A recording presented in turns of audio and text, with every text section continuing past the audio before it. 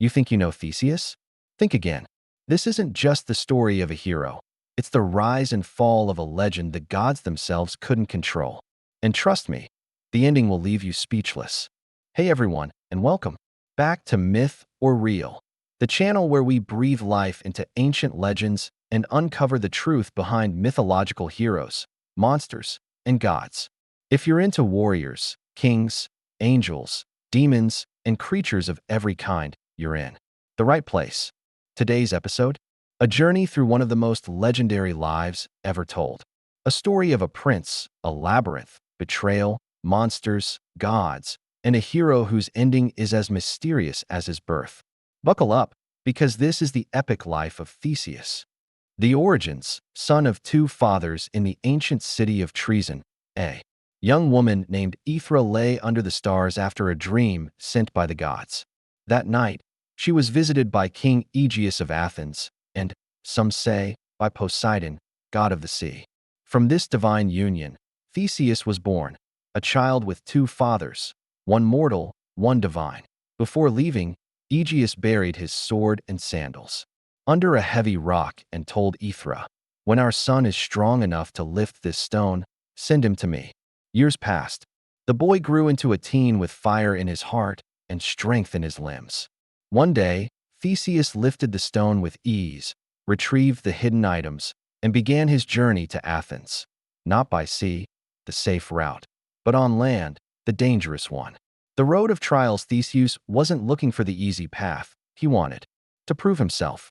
Along the road to Athens, he became a hero one battle at a time.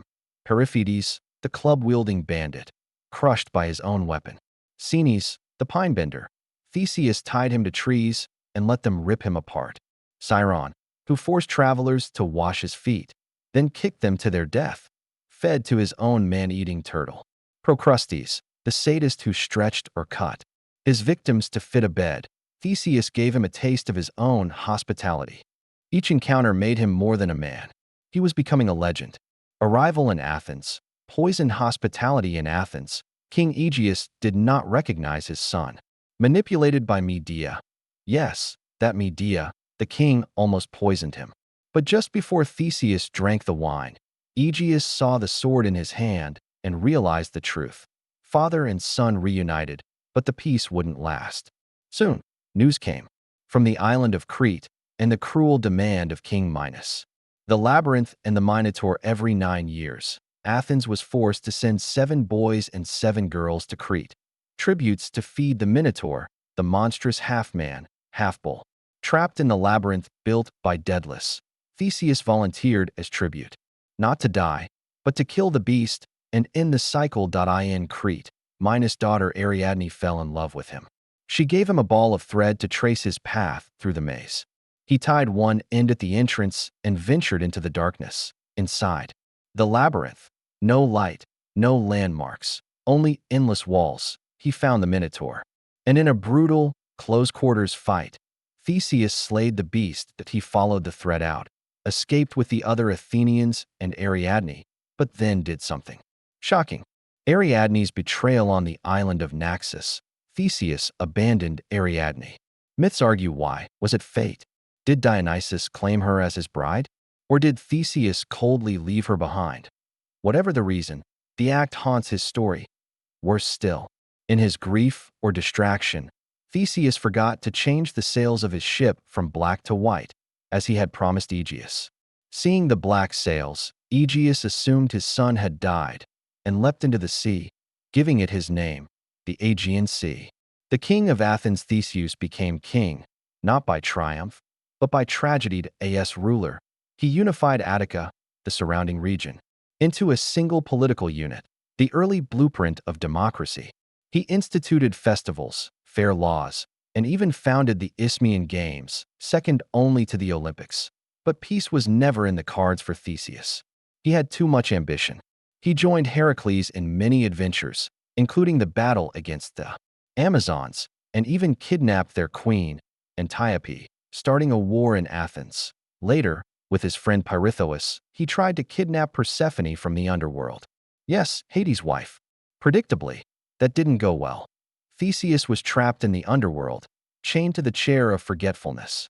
Heracles eventually rescued him, but Pirithous remained behind for eternity. Exile and death, the forgotten ending upon returning. Theseus found his throne taken. His people had turned on him. He fled to the island of Skyros, seeking refuge with its king. But betrayal came again. In an act of either treachery or fear, the king pushed Theseus off a cliff, and he fell to his death, not in battle, not as a hero, but abandoned and forgotten. Legacy and lesser-known truths. Theseus' bones were later recovered and returned to Athens, where he was worshipped as a hero and protector. His tomb became a place of refuge for the oppressed, a sanctuary for those in danger. Now here's something most don't know. Some say Theseus founded democratic values before even Athens recognized them. Others argue he was the original tragic hero, overshadowed only by Odysseus and Heracles. And in some versions of the myth, he doesn't abandon Ariadne. He loses her to fate.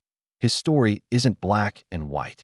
It's filled with glory, mistakes, love, betrayal, like all of us. So was Theseus a hero?